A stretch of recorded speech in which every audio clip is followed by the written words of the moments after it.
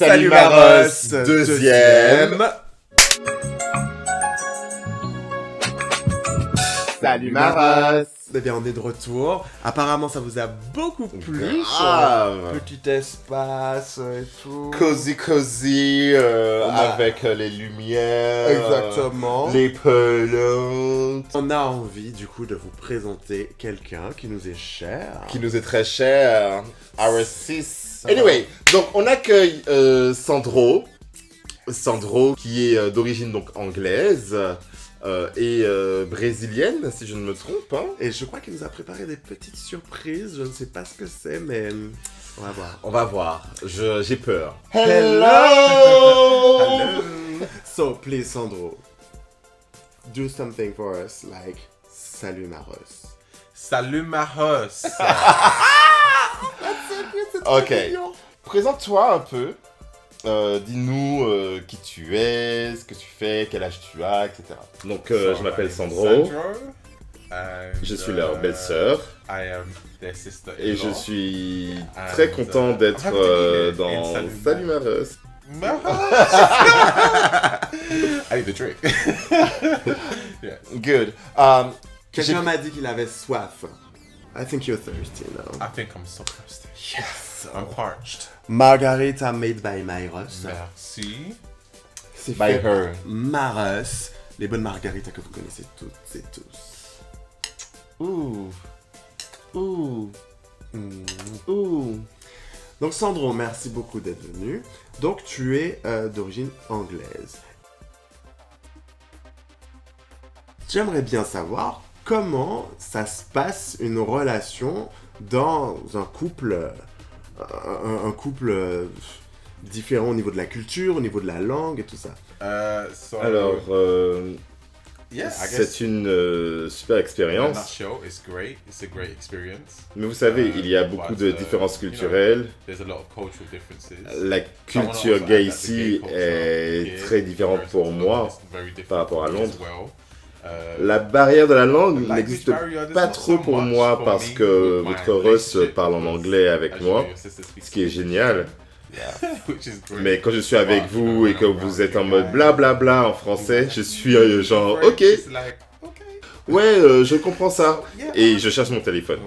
Donc certaines fois je me sens un peu pas intimidé, Not intimidating, mais c'est dur. hard. C'était difficile au début, frustrant. La langue est très difficile. Tout le monde dit oui, tu fais comme ça aussi pour apprendre l'anglais, sauf que l'anglais et le français sont deux choses différentes. Je ne sais pas si tu as vraiment des différences. Enfin, quelles sont les différences plutôt entre les Français et les Anglais en matière de relations.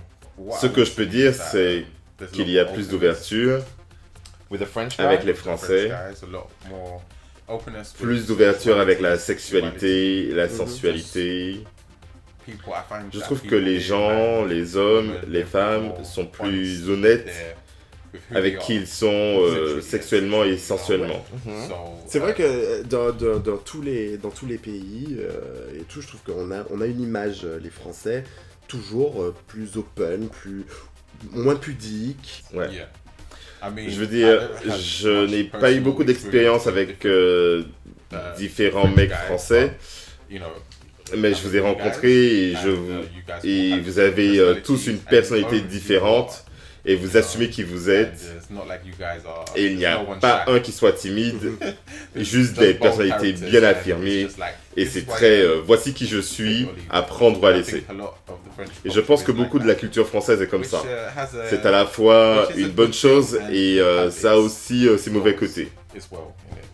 C'est très vrai parce que moi j'habitais au Canada pendant 5 ans et c'est vrai que les Canadiens ont cette mentalité un peu anglo-saxonne qui fait que les gens sont un peu plus dans la réserve, on ne dit pas réellement ce qu'on pense, on fait très attention aux sentiments des autres. Il faut savoir que Sandro, ici présent, il a déménagé pour notre Russ. Ah. Il a déménagé, il est venu vivre en France. Il a fait donc ce choix. And what was the big challenge about moving to another city? Of course, I think Le plus gros challenge, c'est que je n'ai pas de gens familiers autour de moi. Je n'ai ni famille, ni mes amis proches. Et certaines fois, je me sens un peu seul dans un sens. Je sens que c'est le plus gros challenge.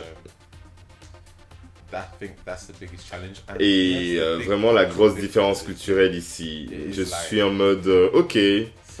C'est que certaines fois, c'est bizarre parce que, qu'en quelque sorte, les Français sont très réservés et stricts. Mais il y a aussi de l'ouverture. Et cette ouverture est différente de celle de Londres. Et la réserve aussi au point où tu te dis oh, ces gars sont impolis.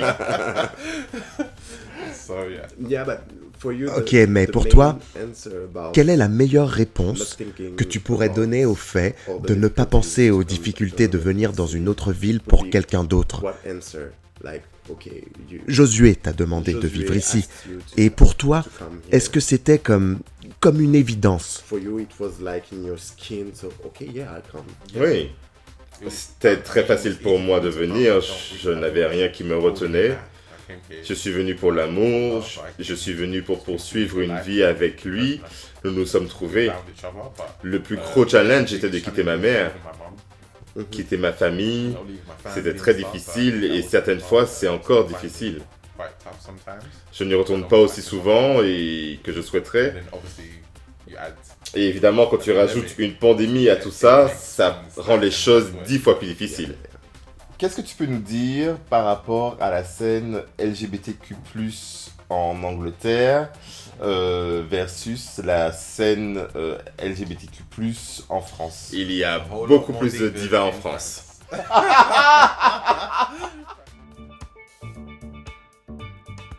Sandro est un cake designer.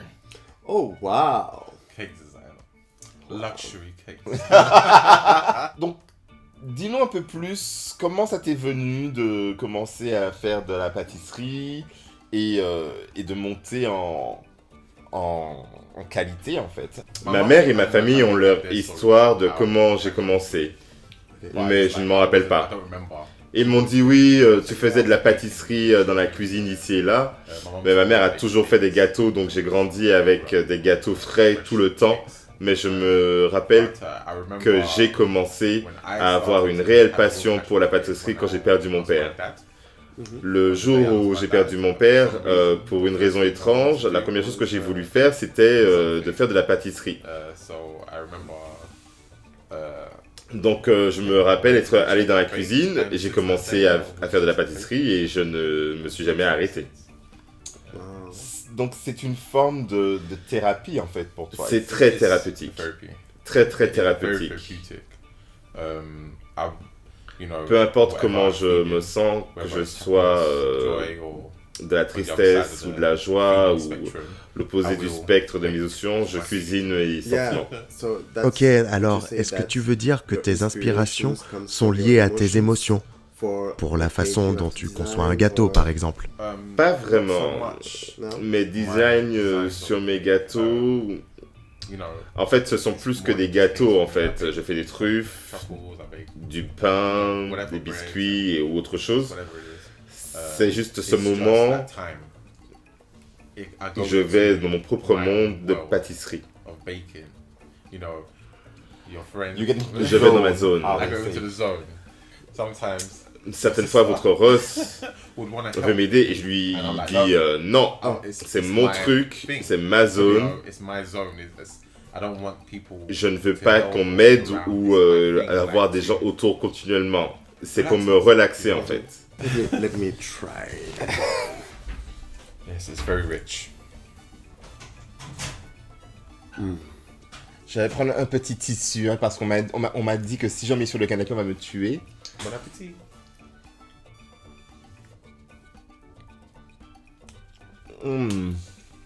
Avec toute cette passion, Sandro travaille avec les autistes. Donc j'aimerais bien que tu nous parles de comment tu transposes en fait ta passion à ce travail avec les autistes et qu'est-ce que ça leur apporte à eux de rentrer dans cet univers de la pâtisserie. On a déjà dit que la pâtisserie est quelque chose de très thérapeutique. Donc n'importe qui étant autiste ou divergent peut apprécier cette thérapie. Et ce sont les meilleurs outils que nous pouvons utiliser. Les meilleurs outils, ce sont les mains. Et avec tout le malaxage de la pâte à pain au biscuit ou juste mélanger, les autistes expérimentent d'autres sensations au niveau du toucher, en touchant des textures ou des matières différentes. Ça leur apporte énormément de calme.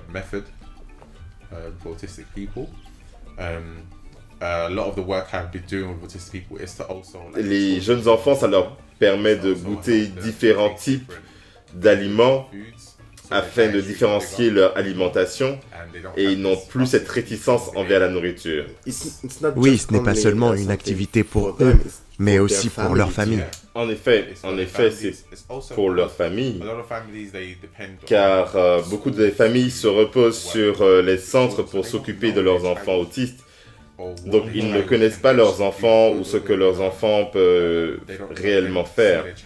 Ils ne voient pas leurs enfants utiliser leur talent ou montrer de l'intérêt, alors qu'avec ce programme, ils réalisent que ok, mon enfant a de l'intérêt pour mélanger ou pour décorer un cupcake. Ça rajoute un élément à ce qu'ils peuvent faire à la maison. Alors c'est la roulette du goût. Certaines choses seront bonnes et certaines ne le seront pas.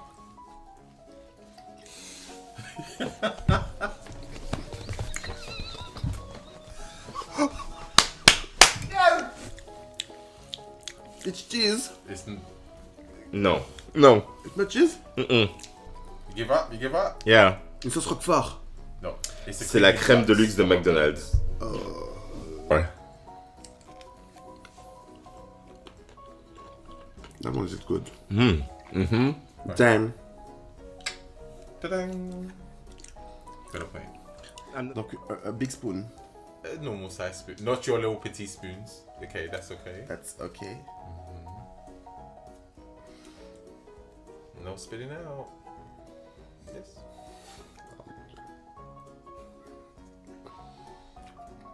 You should know.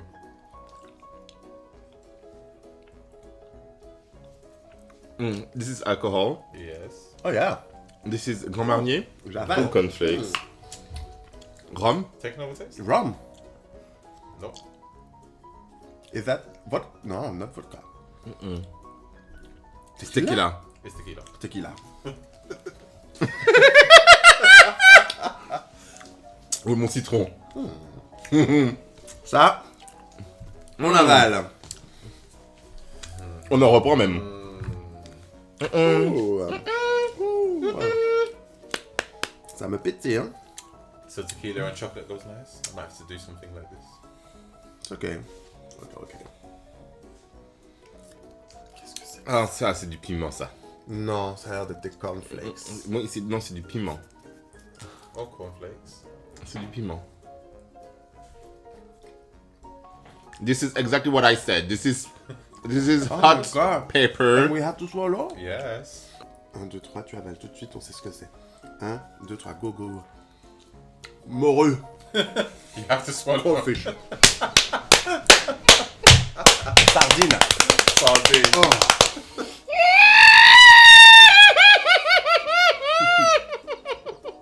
Salut les Russes, on a trop bouffé.